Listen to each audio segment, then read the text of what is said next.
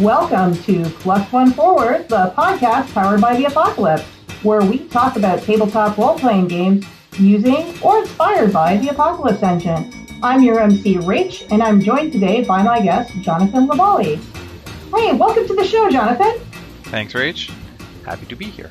So, Jonathan, how did you get started with Powered by the Apocalypse games? Which one was your gateway? My gateway actually was Dungeon World. I started playing that one first. I think I read Monster Hearts originally, but never got a chance to play it. And then I backed Dungeon World and got that, and finally got a chance to play that. And I'd seen Apocalypse World stuff for a while. I know that I remember one year at Gen Con, Brennan Taylor walked by me. I'm like, "What are you holding?" And he waved up Apocalypse World, and he's like, "You're gonna want to read this," and walked on. And I'm like, "Eventually." And then a couple years later, I did and started getting into kind of PBT games in general. Awesome. Let's segue into the first segment, Read a Sitch, where Jonathan and I are going to go over some facet of Powered by the Apocalypse gameplay. Read a Sitch.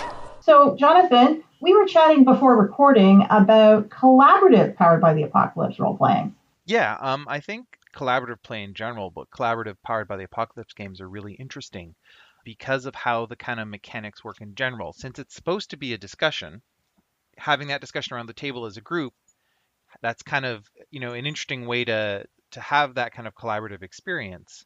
And it's interesting too because we don't have a lot of books or materials or instructions or ideas on how to play collaborative games, just in general, but in particularly Powered by the Apocalypse ones. Yeah, there's a small handful of games I can think of off the top of my head that are collaborative, such as Dream Askew and Dream Apart, and the booklet ones like Firebrands and In Dreaming Avalon and King is Dead. But beyond that, there's not that many.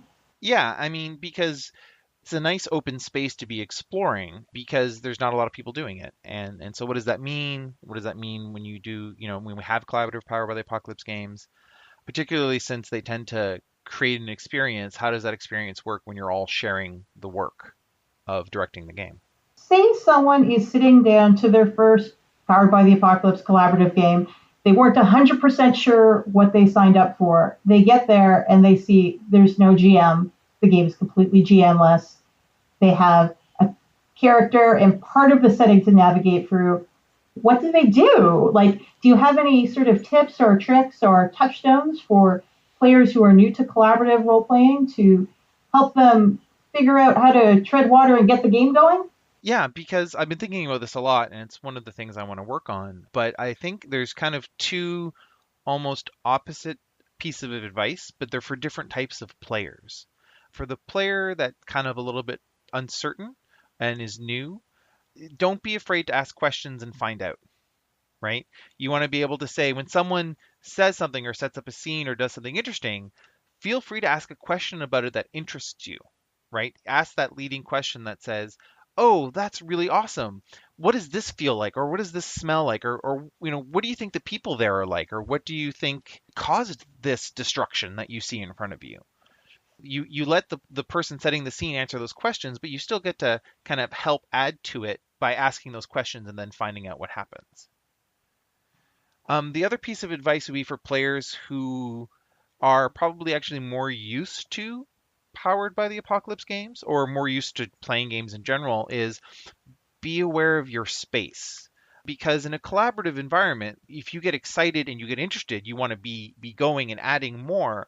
But if you're one of those people who is loud, like I'm loud, I'm very loud. I do a lot of things that loud. And if you aren't aware of the space that you're taking up, then you're going to crowd out other people and it's not going to be as collaborative as it could be. And the more collaborative a game is, I find the better the game experience is for everybody. Let's take a moment to go back to asking questions.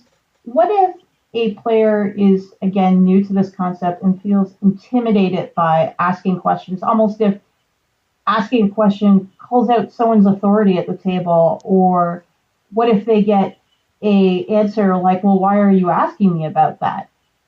How would you encourage a new player to build their confidence? Well, I think building the confidence is asking probably smaller questions first. and don't feel the need to have a string of them, right? If you ask people questions about the scene or the setting that they're putting out, people feel a little less defensive about that because it's a little bit more like, oh, there's this cool thing. What does it smell like? Oh, yeah, it does this. It provides prompts for elaboration. But also, that's actually advice for the other player is don't be offended by questions, right? Because, you know, it's a case of if it's collaborative, then that person has a right to ask a question because they're asking it because they're interested, right? And if you approach and going back to the person asking the question, if you just consistently approach from your questions from what you're interested in, then that'll come across, particularly when you're in a collaborative environment. And I was going to say almost like, but it is validating to the other players to say, I'm asking you for more information because I like this cool thing you invented. Right, exactly. It's there to lift up and not challenge. And when you approach a collaborative environment as a collaborative environment, then that comes across, right? People know the difference between a challenging question versus a an uplifting question.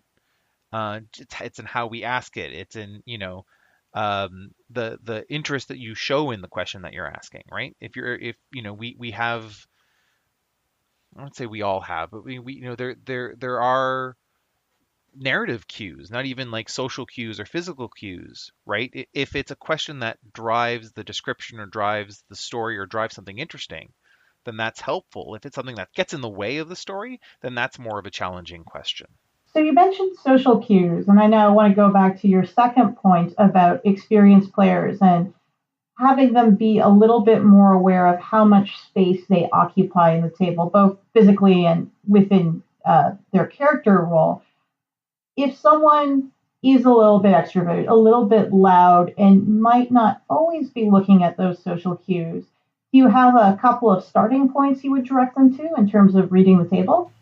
Well, again, reading the table part is how engaged does everyone look, right? If everyone's leaning forward and in, then you're probably at the right level of being a part of the space that you're taking, to keep using the same phrase.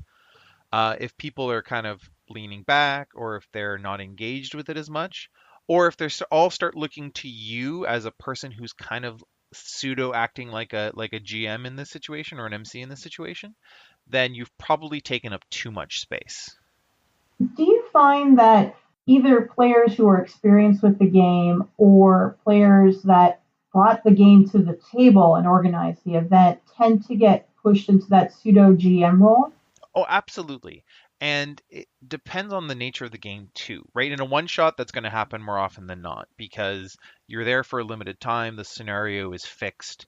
So you're going to have the person who's kind of setting up the game being more of that facilitator role. Mm-hmm. The hope is always in a more of a campaign style, more of a longer form game, that's maybe how it starts because it's introducing everyone to the game, introducing everyone to the concepts and how it works, but then it itself migrates into a more shared collaborative experience. We're always going to have different levels of expertise and knowledge in something. Mm-hmm. It's whether or not we can all kind of get to an even kind of field rather than reinforce those levels of expertise. A level playing field for everyone to work on rather than one person with a position of authority. Yeah. And on a final note, both of these extremes you discussed, both in terms of newer players learning to ask questions and experienced players having to understand how much space they're occupying at the table, these kind of feed into an overall discussion about a more active style of play. Very much so. In a directed game, you can be engaged, but you can be passively engaged, right? You don't have to be, if you're looking at, someone else doing something cool and interesting, you can lean forward and be engaged, but you don't have to think about it as much. You're like a reader or someone who's watching a scene or a play or a film, right? You're there, you're engaged, but you're not actively creating or actively moving things about. I mean, not all. Some groups are a little bit more or less, but in general, that's kind of the situation. In a collaborative game, you almost always kind of have to be on, right? You always have to be looking at, oh, what could be interesting in this scene if it seems to be stalling out? What could we do next? What's happening? What's going on?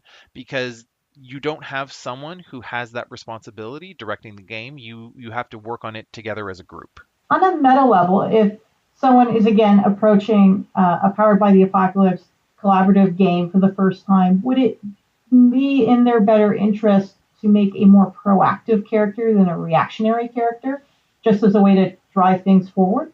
Oh, 100%. That's a great way to start. You want to make sure that you're a character that does things, and maybe again does things that are a little bit more straightforward, because that way there's less things for you to have to think about, right? Just to kind of throw an example out there, if you were to be in a collaborative Dungeon World game, it doesn't exist, but it's something like that. Having a character that's like a fighter that you like, I know what this character does, right? They bend bars and lift gates. They hack and slash really well, and then I don't have to worry so much about, oh, what spells do I have? What list of things do I have to go through that my character may possibly do? And you can focus on working in that collaborative environment. And when you get comfortable, then be like, I'm going to do whatever I want, and it's going to be amazing. Fantastic. That brings us to our second segment, Open Your Brain, where Jonathan and I are going to be discussing his game, We Used to Be Friends. Open your brain. Hey, I was going to ask you, Jonathan, what this game's about, but the name of this game seems a little familiar. It's possibly a little familiar as an idea. Yeah, so I pitched this as my collaborative teenage detective drama game. It's very much my love letter to Veronica Mars. Mm-hmm. I'm not a huge fan of using collective nouns for fandoms, but if someone called me a marshmallow, I'd be like, all right, that's fine, that's fair. But yeah, no, I loved the structure of it, and I loved how it worked the mysteries together, how it worked personal mysteries into the episode mystery, and how it allowed the characters to do things, and they were all really like good, smart characters, even the ones that weren't quote unquote intelligent. They knew what they had and they worked it. Looking at you, Dick. And but yeah, so that's really what it's about. So what you do, what I had to do to make it kind of different is that the roles that the players take on are roles from the show. The Ashcan has 5. It has the hard-boiled, which is like the detective character, the sidekick, the delinquent, the tech geek, and the socialite. And what it is that they're not set up that only the hard-boiled can do mysteries. Everyone is set up to be able to solve mysteries, because the problem with a show like Veronica Mars is that there's the lead who's the detective, and then all the kind of support characters around them. And you can play We Used to Be Friends without the hard-boiled and still have investigations and still have mysteries to solve. I think that's a super cool idea. There are Powered by the Apocalypse games that are very derivative of certain types of fiction. The Chosen in Monster Hearts was one that a lot of people have discussed, that because that character becomes Buffy, that makes the whole game about them. And so removing the hard-boiled as the center of all mystery and spreading the responsibility out amongst the rest of the party, I think would balance the game a lot more. It does. It doesn't make you reliant on, okay, who's playing the detective, right? I mean, the detective's a little bit better at getting clues, but they're also better at being a jerk, right? So, like, they're better at being a jerk about it. Which of the playbooks do you feel is your favorite? Out of the ones that are in the ashcan, my favorite is the tech geek, because the tech geek just gets to make stuff. You're not as super mystery oriented, but when you have a tech geek, everything becomes a lot easier because the tech geek always has something on hand. When you provide a piece of tech, right? Like, that's the move. When you respect the process, because that's how it's supposed to work. The tech geek gets the tech and provides it to the people who do the mystery, and then waves them on their way as they go and do it, right? But it's a fun kind of playbook that allows you to kind of have that kind of interaction without having to necessarily put yourself at risk. But even then, it always comes back to what's going to come and bite you on the ass. Yeah, and I think it's great that, again, you pulled the detective role across all those playbooks, because I've always been fond of, like, the Q figure in James Bond films who has all the cool toys and has all these great ideas, and they show up for a hot minute, and then they're completely removed from the story afterwards, and I was like... Yeah, no, see, the tech geek, actually, the basic moves has a finding clues move and then a placing clues in the mystery move. They're 2 separate ones.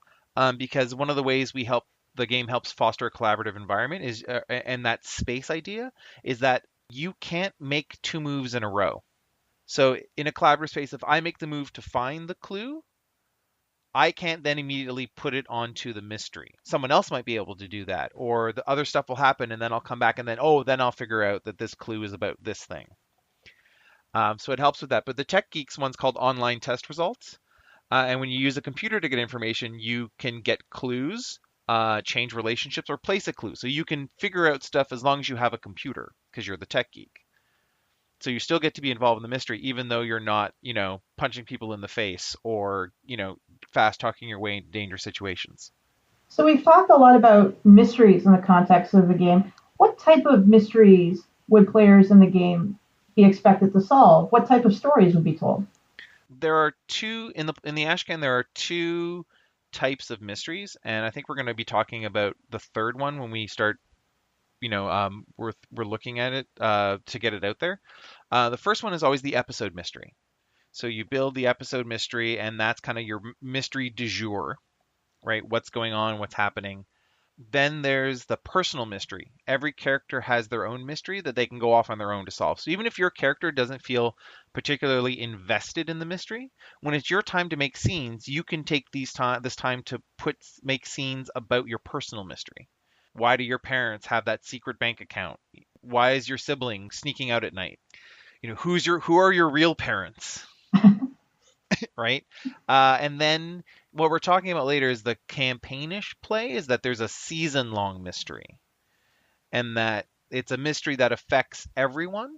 We're probably going to be writing up something about that in the upcoming months, about how you can use it to play it as a season-long mystery as well. And that lets you know when you need to retire characters, or you can then do the extra advancement stuff. So that would be like the B plot in a TV show. So to use Veronica Mars as the example, season 1, the season mystery is who killed Lily Kane, right? Mm-hmm. Episode mysteries happen all the time, and so Veronica has a mystery of, is my dad really my dad? And Logan has a mystery of what happened. Did my mom really kill herself? Spoiler.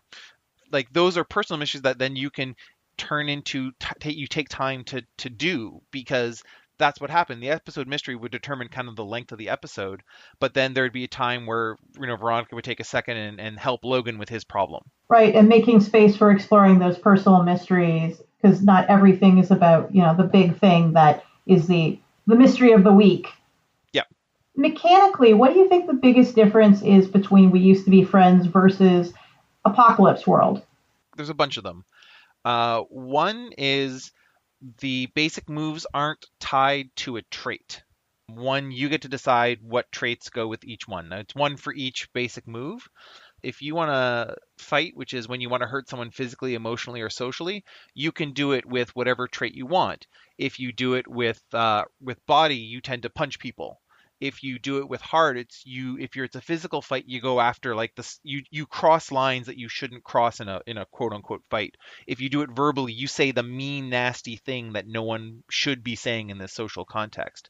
But you decide how you fit in that. So the same thing with how you look for information with Gumshoe, or how you help solve the mystery by putting it all together. Those are all how you get to modify your character. And the case file, or the yearbook profile, we call them. Yeah, that's what they are now. They're yearbook profiles. Other thing is there's no harm mechanic. Not that it's completely unique. I'm sure other ones have done it too. It's strictly complication based. And if you get one of each complication, a social, an emotional, and a physical one, you're taken out of the scene. And all that happens is you just start your next scene in a more dangerous position. So the consequences to your actions play out at the beginning of the next scene? Yeah, right. So like, you get taken out emotionally, you go run off somewhere, and all of a sudden you're now in a place you shouldn't be because you weren't paying attention to where you ran off. Right. And so now you got to deal with this gang that hates you because you've been, you sent a couple of their friends to jail by accident. We've talked a lot about Veronica Mars, but what other pieces of media should listeners check out if they want to get a feel for teenage detective fiction and a sense of where this game could go? So the first season of Riverdale, I started watching a little bit, and then a friend of ours was like, you need to watch it. This is We Used to Be Friends. I'm like, what? And so So yeah, the season one, particularly Riverdale, is very much particularly We Used to Be Friends like. I mean, but also like noir detective. I read a lot of Chandler in the process of writing this. I read a lot of just like the classic kind of noir detective fiction because some things came up that I had to be like, okay, I need to be able to explain it to people. Because when you build the city, part of the building the city is how are the police bad, right? Are they corrupt? Are they aggressive? Are they full of cronyism? Or I can't remember, are they indifferent, right? Like why, sure I could go after them, but I'm on like, I get off in 5 minutes. I'm not going to go do that, right? And the first time someone ran it who wasn't me, they apparently had like an hour-long discussion about how that person found that offensive. And I'm like, okay, let me go read all this stuff. And you realize, no, that's just part of the noir genre, right? The police have to be that kind of level of have that level of problems in the fiction for the detective to matter. So going and looking at problems that past authors have already solved through their storytelling and figuring out how to apply it into the game. Yeah, and also like they're some of the touchstones of the genre. I mean, they have problems because this is 20s and 30s fiction. Yeah. But it, how they deal with the fact that yeah, there may be that one good cop, but how Marlowe's interaction with all the police are never good, right? They don't like him, he doesn't like them, and they're always at odds. And just kind of like how that applies because someone challenged that idea of, oh, this bothered me because of this, and I'm like, okay, I think it's not a problem, but I wanted to read up more to be able to turn around and say, okay, here are some of the fictional reasons why, without even going into the actual problems with modern day policing and all that kind of stuff. We've talked a bit about the influences of detective fiction, but a key part of detective fiction is solving the mysteries through gathering clues and making everything fit together, both from the characters doing that and from the reader playing along. How do the mechanics in We Used to Be Friends support that? So when I started making this, I love detective games. I hate really planning a lot. Not that it's bad or something I can't do. It's not my style of GMing. It's why I enjoy Powered by the Apocalypse games because it's very much let's just figure it out. We don't have to worry too much about a plan. We'll just kind of adapt it on our feet. And a mystery game, to be a good mystery game, you need to kind of be able to plan where, what happened, how did we get here, and then seed the clues backwards. Chill does a good job of that, of course, inspired by Gumshoe, which talks about that a lot. But here in We Used to Be Friends, there's no planning. You come up with the mystery together and then solve it as you play the game. So you figure it out as you go. And part of that is that when you find clues, they're abstracted, right? You find a clue in a situation, it's an email address, it's a photo, it's a videotape, it's a conversation, it's a password. And then when you apply it to the suspects in the mystery, that's when they're given the context, right? Mm-hmm. It's Billy's password, right? It's an email from the principal, and it goes into the detail of what it is, and then that's what allows you to be able to kind of play it. And some of them can fit better than others. Some people are like, this really only feels like it should go there. And then it's like, then put it there, right? Don't feel you need to force something that's not there. But I found frequently that people once they get the idea that clues are the abstract thing, and then when they apply it, it becomes part of the mystery that it kind of builds out from there. Yeah, not everything needs to be grounded in immediate context. It could just be foreshadowing that will justify later. Yes. And on that note of laying clues and preparing a mystery with no further, sorry. And on that note about setting up clues and running a mystery without preparation in advance, we're going into our final segment, Act Under Fire, where we're going to play a short segment of We Used to Be Friends. It is time to act under fire. Jonathan, do you want to take point on this? Sure. So we did a little bit of the setup. So we talked about the school that our characters are at. It's William Lyon Mackenzie High, or Wilma for short. And the school mascot's the Hawk Ducks. Go Hawk Ducks. Yeah, go Hot Ducks! And so the questions we answer about the school is that Mrs. Fortuna is the science teacher with that heavy Italian accent, and it's hard to understand her because of it, and all the students are kind of frustrated with her. And the tech geek answers the question about what cool feature the school has, and it's a haven of automation. So there's limited support staff, food services, cleaning services. They're all kind of handled through an automatic system. So you'll be playing the tech geek tonight, right? Yes, I'll be playing the tech geek, and you're playing the hard-boiled. You want to introduce your character? Sure. So the tech geek, I know the difference between the variations of Linux because I think it's fun. I love poking around and making things because that's my ticket out of here. People make fun of me, but they'll come running when they need anything fixed. My character, their move is called Respect the Process.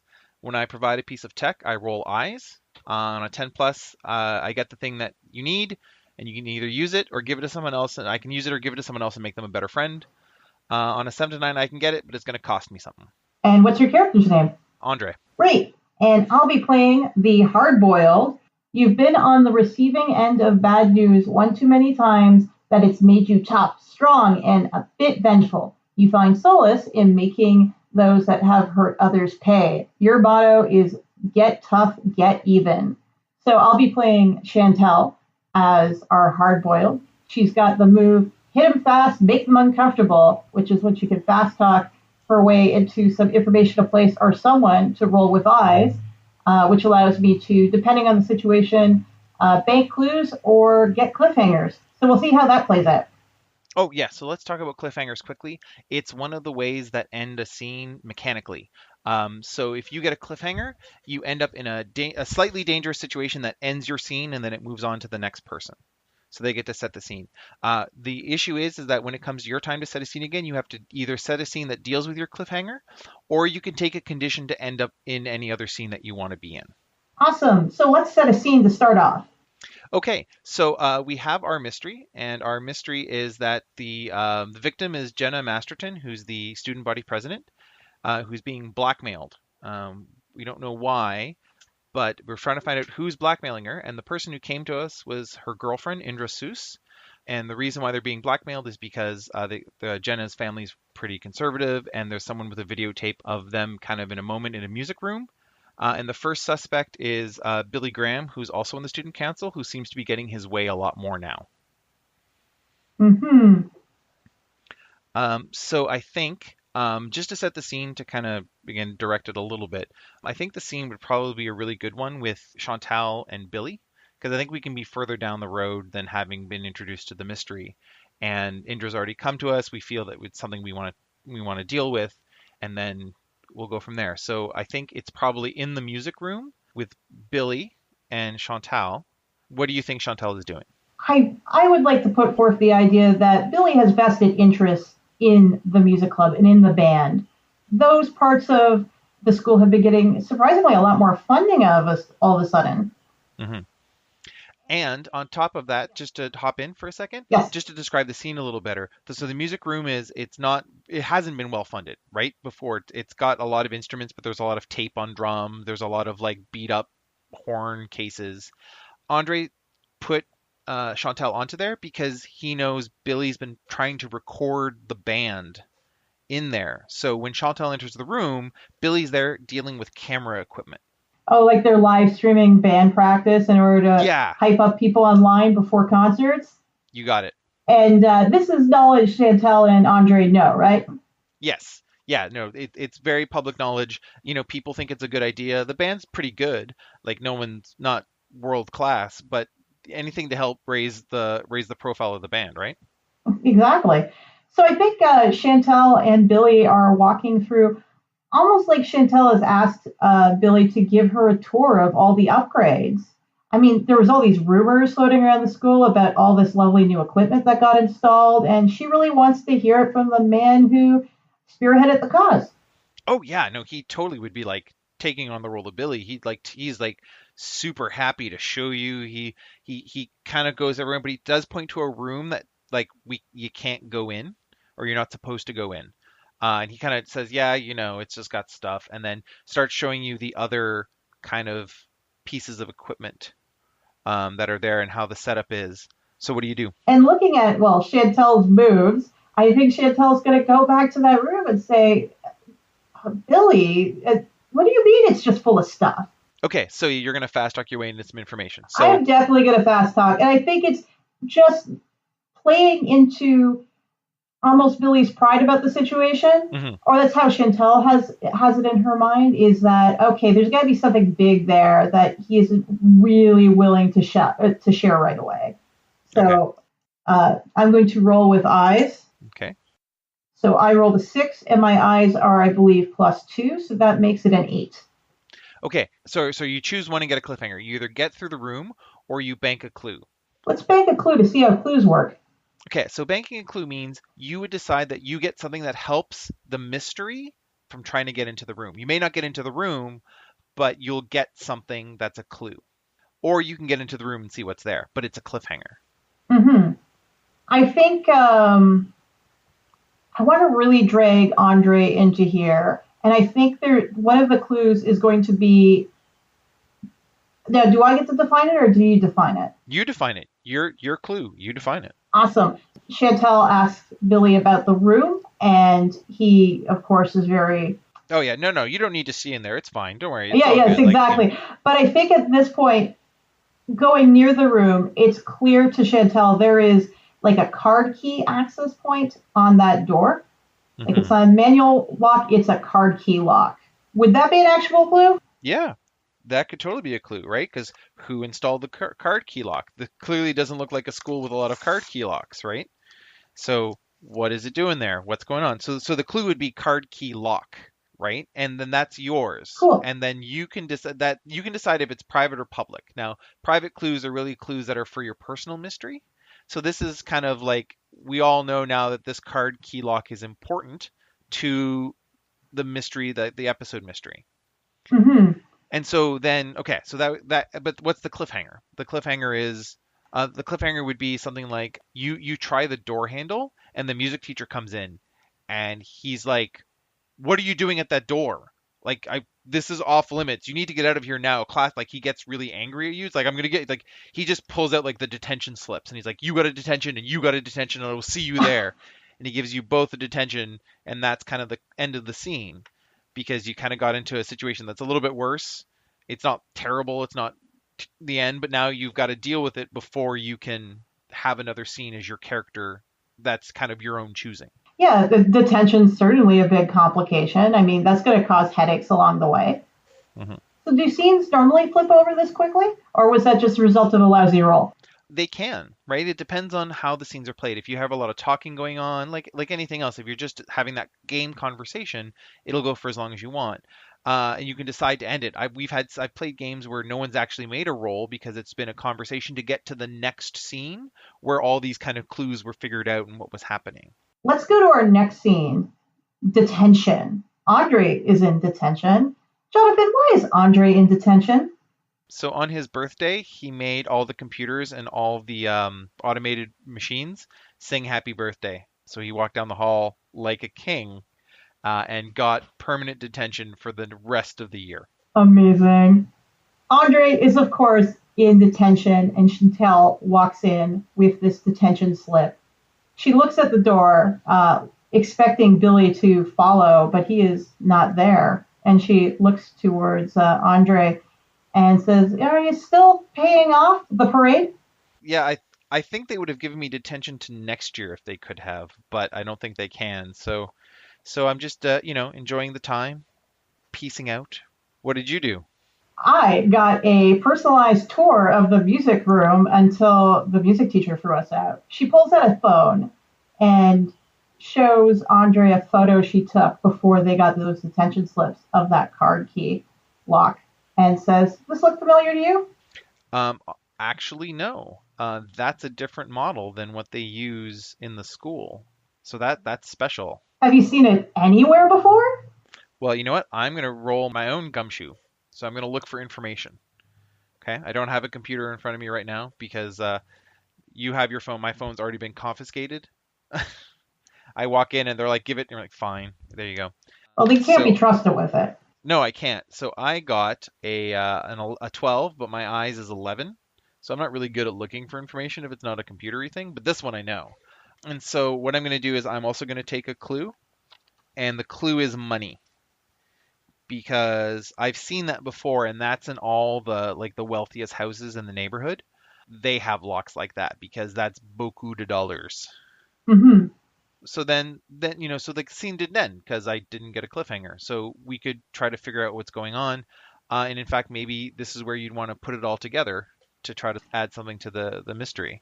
So in terms of putting it all together, we know that there is this unusual card key lock on the door of the music room, and it's attached, are normally found in places, homes, residence of peoples with beaucoup dollars, as we described. Right. So you would make that roll. Oh yes, putting it all together is a move. So in the move it says roll plus trait. How do I define what trait we're using? I think we'll just give it a +1 at this point in time. You would define that at the beginning, so you would always be attached to that one trait. But let's just give it a +1. Fabulous. So I got a 8 again, because these dice hate me. So you can place a clue, and everyone collaborates to either place a clue on a different suspect or move one clue from a suspect to another. So you can take any of those two clues, the card key lock or money, and place it on either a current suspect, which is Billy Graham, or create a new suspect in the mystery. What do you think the most interesting answer is? Because Billy didn't really react to that card key. I mean, he got detention too for fiddling with the room, but the money, perhaps him being, we reveal at this point that he is from quite the wealthy family. There you go. And so that's the clue that you put in, is that Billy comes from money, and this is clearly someone who's been doing that or something with this room, which is now important because we've now made a clue about it. So the money is important, but you know what? I'm gonna take the other clue and put principal price there, because that card key lock doesn't get installed without the principal's knowledge. Aha! So now we've added the principal to the suspects list. Right. So the principal may somehow be involved with this. And one of the reasons why you want more suspects is that the more suspects you have, to a limit. There's a maximum of 4 in an episode mystery and a personal mystery. Season mystery can go up to 6. But when you're done, you get to ask questions when you solve it. So the question you have to ask is, did solving this case really help the client? If it does or doesn't. And then you can answer other questions like who else was affected by the resolution of the case? Who suffered the most because of what was revealed? What doesn't feel right about the case? And that kind of helps you create more fiction around what happened rather than just, oh, we solved a mystery. And possible plot hooks for future episodes. Exactly. Thank you so much, Jonathan. I mean, that was really cool. You can kind of see how the game spotlights those quick scenes with the big reveals and leads up to big questions that the players get to pursue and answer for the course of play. Yeah, that was the hope, right? We really wanted to make sure that this would be a fun mystery you can kind of discover as you play. If people want to go grab a copy of We Used to Be Friends for themselves, where can they find it?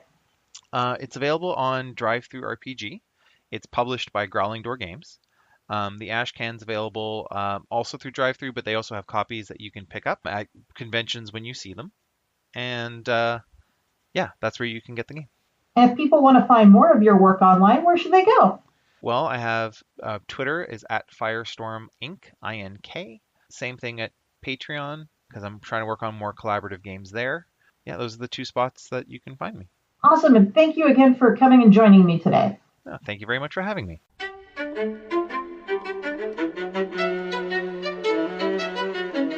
Hi listeners, I wanted to let you know we have just kicked off Volume 3 of the Codex RPG zine. Can you believe it? The first issue in Volume 3 is Codex Flame. Here's what you'll find inside. Fire Ships at Midnight, a 3-player game that tells the story of the failed invasion of England by the Spanish Armada in 1588. A Handful of Ashes, a LARP about grieving and letting go. Like Matches to Paper Dolls, a play-by-mail game about love, longing, and missed connections. The Miscellany, 3 dozen separated lovers, 5 original illustrations, and a custom layout by our new layout artist, Jake Householder. You can get Codex Flame by making a $4 or higher pledge at the Gauntlet Patreon, which is at patreon.com/gauntlet. And a quick reminder, we are currently running a Kickstarter campaign for the Codex Volume 1 hardcover book. That campaign ends on October 28th. Thanks. Plus One Forward is a production of the Gauntlet community, Richard Rogers and Rach Shelkey. You can find us at gauntlet-rpg.com or follow us on Twitter at @+1FWD. If you would like to support our show, visit our Patreon site at patreon.com/gauntlet. The games mentioned on this show use the Apocalypse engine, which is a creation of Vincent and Magay Baker. The music for Plus One Forward is from the Savage Aro Hotbed CD, Gomi Daiko. The songs used are Gomi Daiko, Metal Version, and Drowning Attitude. You can find more amazing tunes by Savage Aro Hotbed on their website, www.savagearohotbed.com.